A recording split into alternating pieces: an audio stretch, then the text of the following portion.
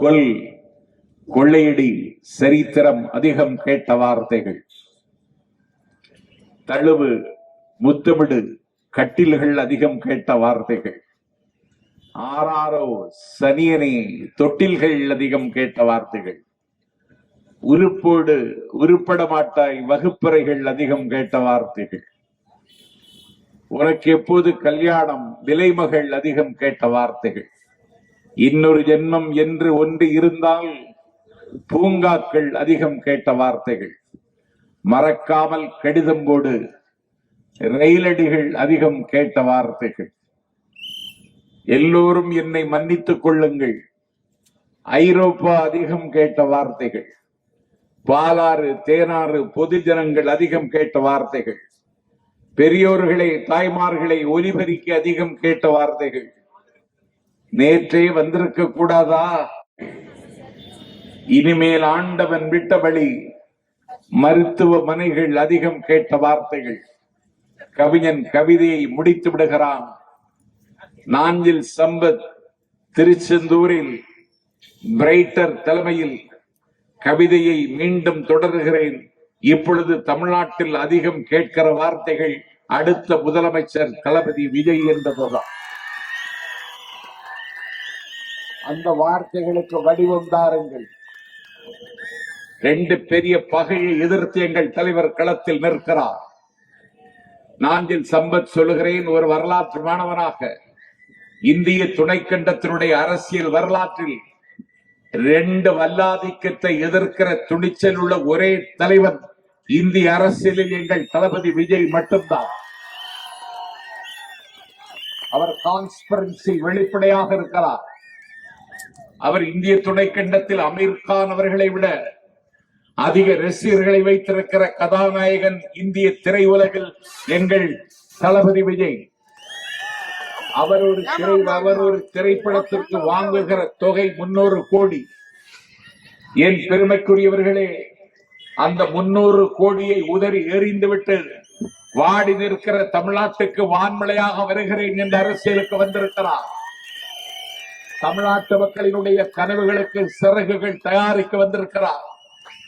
தமிழ்நாட்டு மக்களினுடைய துயரங்களுக்கு விடுதலை காண வந்திருக்கிறார். தமிழ்நாட்டு மக்களினுடைய துன்பத்திற்கு ஆறுதல் சொல்ல வருகிறார். சபிக்கப்பட்ட தமிழ்நாட்டு மக்களினுடைய கண்ணீரை துடைக்க வருகிறார். கவலையை உடைக்க வருகிறார். ஆண்டாண்டு காலம் 1967 இருந்து அண்ணாவின் பெயரை சொல்லி இந்த தமிழ்நாட்டிலே ஏய்த்த கூட்டத்தை வீட்டுக்கு அனுப்புவதற்கு யாராலும் முடியவில்லை. அந்த கடமையை செய்வதற்குத்தான் கழுப்பிலே கருத்த துண்டு போட்டுக் கொண்டு ஒருவன் வந்தான். அவர் பெயர் வைகோ. ஒரு மாற்று அரசியலுக்கு முகம் திருகிற வந்தவர். ஒரு வாரிசு அரசியலுக்கு எதிராக இந்த நாட்டிலே சூளுரைத்தவர். இன்றைக்கு அவர் பெற்று போட்ட ஒரு காலி பயலை அந்த கட்சியினுடைய தலைவராக்கி மறுமலர்ச்சி திமுகவை ஆள குடி தோண்டி புதைத்து விட்டார். ஒரு மாற்று அரசியலுக்கு முகம் தருவதற்குத்தான் 6000 ஏக்கருக்கு அதிபதி கபில்சலம் கருப்பையா மூப்பனார் ஒரு 4 முழ வேட்டி, ஒரு 40 ரூபாய்க்கு ஒரு ஸ்லீப்பர், அன்னை இந்திராவினுடைய அம்பாசிடர் என்கிற பெரிய தகுதி இருந்தும் என் பெருமைக்குரியவர்களே, அடக்கத்தின் அணிகலமாக இருந்த அந்த கருப்பையா மூப்பனார் ஒரு மாற்று அரசியலுக்கு முகம் தரதான் தமிழ் மாநில காங்கிரஸை இந்த மண்ணில் தொடங்கினார். அந்த தமிழ் மாநில காங்கிரஸை இன்றைக்கு மிக குறைந்த விலைக்கு அவருடைய மகன் ஜி.கே. வாசன் மோடிக்கு விற்றுவிட்டார். அந்த கட்சி முடிந்து போய்விட்டது. ஒரு மாற்று அரசியலுக்கு முகம் தரந்தான் விளிம்பு நிலை மக்களின் நம்பிக்கையை பெற்றவர். இந்த நாட்டில் கேப்டன் பிரபாகரன் என்று கொண்டாடப்பட்டவர். வாரி கொடுக்கிற வள்ளல்களின் வரிசையில் பேசப்படுவர் கேப்டன் விஜயகாந்த். தேமுதிக என்று சொல்லக்கூடிய கட்சியை தொடங்கினார். இன்னைக்கு மாலையில் எனக்கு செய்தி வருகிறது, தேமுதிக அலுவலகத்தில் விருப்ப மனு வாங்குவதற்கு கூட ஒருவரும் வரவில்லை. அந்த அலுவலகம் வெறிச்சோடி கிடக்கிறது என்ற தகவல் வருகிறது. அதற்காகத்தான் தொடங்கப்பட்டது தேமுதிக. அந்த கட்சி இன்றைக்கு கரைந்து கொண்டிருக்கிறது, கல்லறைக்கு போய்கொண்டிருக்கிறது. அதற்கு ஒரு மாற்றாகத்தான் அரசியல் மாற்றத்தையும் ஆட்சி மாற்றத்தையும் தரத்தான் கமலஹாசன், உலகநாயகன் கமலஹாசன் வந்தார். அவர் திமுகவின் மீது எதிர்ப்பை கூர்மைப்படுத்தி தொலைக்காட்சி பெட்டியை உடைத்தார்.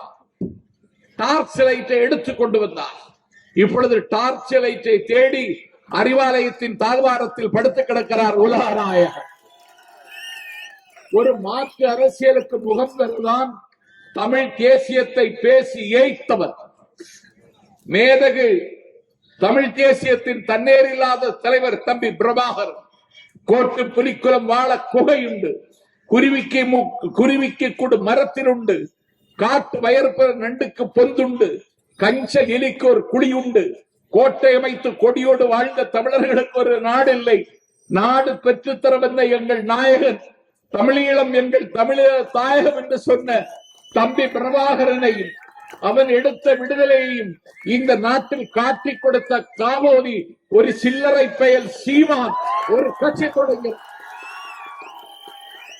இந்த தேர்தல் முடிவதற்கு முன்னால் மாவட்ட செயலாளருக்கு சொல்லுகிறேன், அந்த கட்சியை கல்லறைக்கு அனுப்பிய தீர்வோம். ஆகவே ஆட்சி மாற்றம், அரசியல் மாற்றம் சாத்தியம் இல்லையா? சாத்தியமாக்க வந்திருக்கிறான் வாராது வந்த எங்கள் தலைவன் தளபதி விஜய். இந்திய அரசியல் இன்றைக்குத்தான் பார்க்கிறது. சாதாரணமான இளைஞர்களா, பிரேமை போன்ற தம்பிமார்கள், எந்த பகையை முடிக்கிறவர்கள், வெல்ல முடியாத வகையை வெல்ல பிறந்தவர்கள், காற்றை கைது செய்த என்று எங்கள் தளபதி கட்டளையிட்டாலும் காற்றை கைது செய்கிற வல்லமை உள்ள வாலிபர்கள் இருக்கிற ஒரே பாசறை இன்றைக்கு எங்கள் தமிழக வெற்றி கழகம். இந்த தமிழக வெற்றி கழகம் தொடங்கிய பொழுதே கருவிலே சிதைத்து விடலாம் என்று கணக்கிட்டார் அண்ணன் ஸ்டாலின். அவருக்கு ஒரு உத்தம புத்திரன் உதயநிதி. அழகென்றால் அவ்வளவு அழகு. திமுகவிலே அவர்தான் இனி தலைவரா, அவர்தான் அடுத்த முதல்வரா. திமுகவிலே உழைத்தது உன் மகனா? திமுகவுக்கு வேர்வை பாசனம் செய்தது உன் குடும்பம் மட்டும்தானா? திமுக கண்ணீரும் செந்நீரும் தந்தவன் திமுக காரன் வேறு யாரும் இல்லையா? என்னை அழைத்துக் கொண்டு மாவட்ட செயலாளர் நேற்றைக்கு நாசிரியத்திற்கு அழைத்து சென்றார். நான் கேட்டேன், எங்கிருக்கிறது ஏரல் என்று கேட்டேன். என் பெருமைக்குரியவர்களுடைய ஒல்லியான உருவம் 1986 ஸ்ரீவைகுண்டம் ஒன்றிய பெருந்தலைவர் ஏரல் எஸ்பி முத்து, அவரை உங்களுக்கு ஞாபகம் இருக்கிறதா? அண்ணன் ஸ்டாலின் அவர்களே, திருநெல்வேலி தூத்துக்குடி மாவட்டம் ஒன்றாக இருந்த பொழுது இந்த மாவட்டத்தினுடைய மாவட்ட செயலாளராக படை நடத்தினான், பகையை உடைத்தெறிந்தான், கராக்கிரகத்தின் கதவை தட்டினான். ஈரா கிருஷ்ணன் உங்களுக்கு ஞாபகம் இருக்கிறதா?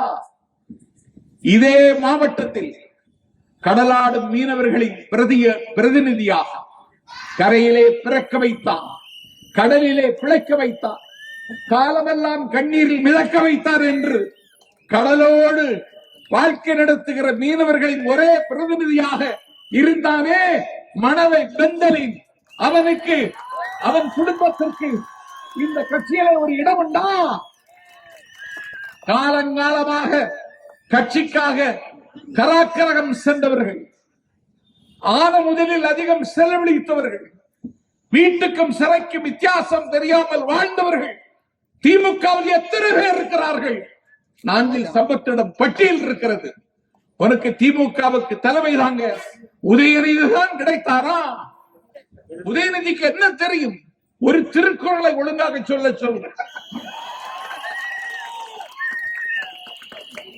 உதயநிதிக்கு என்ன தெரியும்? மாநில சுயாட்சியை பற்றி ஒரு மணி நேரம் பேச சொல்லு, நான் பேசுவதை நிறுத்தி விடுகிறேன். உதயநிதிக்கு என்ன தெரியும்? ஆதிக்க இந்தியின் கோர முகத்தை ஒரு மணி நேரம் மேடையிலே பாடம் நடத்த தெரியுமா தம்பி உதயநிதிக்கு? இது அண்ணாவின் இயக்கம், மறந்து விடாதே. உலகை குலுக்கிய புரட்சிகளை, உலகை திருத்திய உத்தமர்களை, உலகத்தின் உருவம் உருமாறிய விதங்களை இந்த நாட்டு திமுக மேடைகளில் அண்ணா சொல்லி தந்தார். திமுக மேடைகள் இன்றைக்கு மாலை நேரத்து பல்கலைக்கழகங்கள் என்றார் அண்ணா. இன்னைக்கு அங்கே யார் பேசுகிறார்கள்? யாரை பேச வைக்கிறீர்கள்? வாடகை பேச்சாளர்களை வாங்கி வைத்து திமுக மேடைகளிலே தப்பாட்டம் நடத்துகிறீர்கள். உதயநிதி தான் உங்களுக்கு கிடைத்தாரா? திமுக தியாகம் செய்வருடைய பட்டியல் நாஞ்சில் சம்பத்திடம் இருக்கிறது. தருகிறேன். அவனை முதலமைச்சராக்குவதே எங்கள் வேலை என்று முடிவெடுத்துவிட்டு தகப்பன் முதலமைச்சர், மகன் துணை அமைச்சர். உலகத்தில் எங்காவது இந்த அறிவிற்கு தகுந்த கோலம் இருக்கிறதா? தகப்பன் சிந்தாதிரிப்பேட்டையில் சொட்டு மருந்து விடுகிறான் குழந்தைக்கு. மகன் சேப்பாக்கத்தில் சொட்டு மருந்து விடுகிறான்.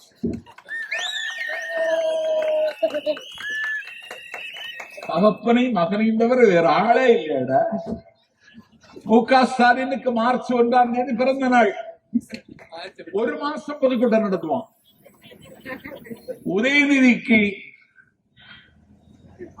கடந்த மாதம் 27ஆம் தேதி பிறந்த நாள். ஒரு மாசம் கூட நடத்துறான். ஆணாக பிறந்த தமிழனை, என்னை போல் 1000 பேரை உருவாக்கிய ஞான பண்ணை, அண்ணாமலை பல்கலைக்கழகத்தின் மாணவராக இருந்த பொழுது அண்ணாவின் அணிவகுப்பில் இணைத்துக் கொண்டவன், கலைஞர் கருணாநிதியே திருவாரூரில் அவரை அழைத்து கூட்டம் போட்ட வரலாற்றுக்குரியவர் பேராசிரியர். அவர் பிறந்த நாள் டிசம்பர் 19. அடையாளத்துக்காவது ஒரு கூட்டம் நடத்துகிறீர்களா? உங்களுக்கு உதயநிதி தானா? இப்பொழுது அவனுக்கு ஒரு மகன் வந்திருக்கிறான், இன்ப நிதி. எல்லாமே நிதிதானடா. இது இதய நிதி என்ன? இன்ப நிதி வழங்கும் பராசக்தி. ஜனநாயகனுக்கு எதிராக பராசக்தியா? ஓடிச்சா பராசக்தி? ஓடானது. பராசக்தி ஓடவில்லை என்று தெரிந்த பொழுதே உங்களுக்கு புரியவில்லையா? உங்கள் நாடகம் இனிமேல் நடக்காது. ஜனநாயகன் வராது என்று கருதினீர்களா? நதி நடக்க மறுத்தாலும் வெள்ளம் நிற்காது. தேரிகள் கிளிவிடவுடன் விடாவிட்டாலும் நாளை நடக்கும். ஜனநாயகம் வரும். ஜனநாயகம் வரும் பொழுது உங்கள் நாற்காலியிலிருந்து நீங்கள் நகர வேண்டியது. நீங்கள் ஆட்சியை நடத்துகிறீர்கள்.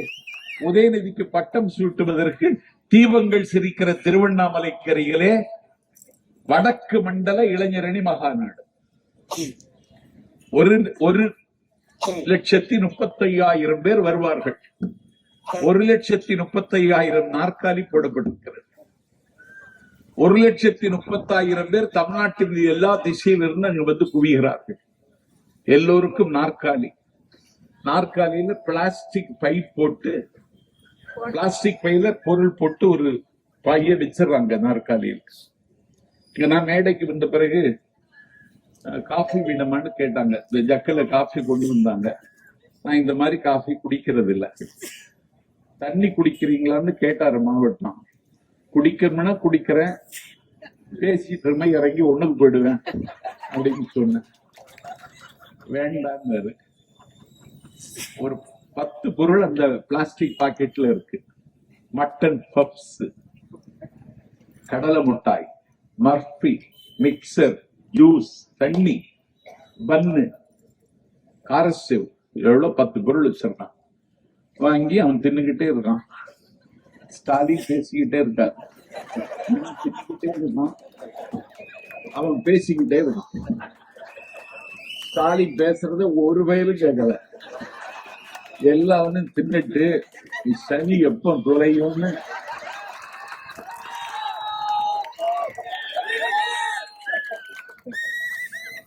முடிஞ்சது.